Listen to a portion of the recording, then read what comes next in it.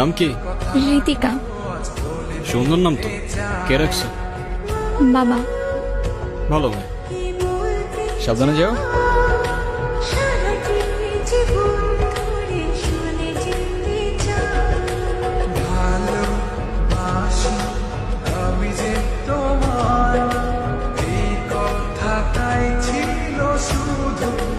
আপনার নাম কি?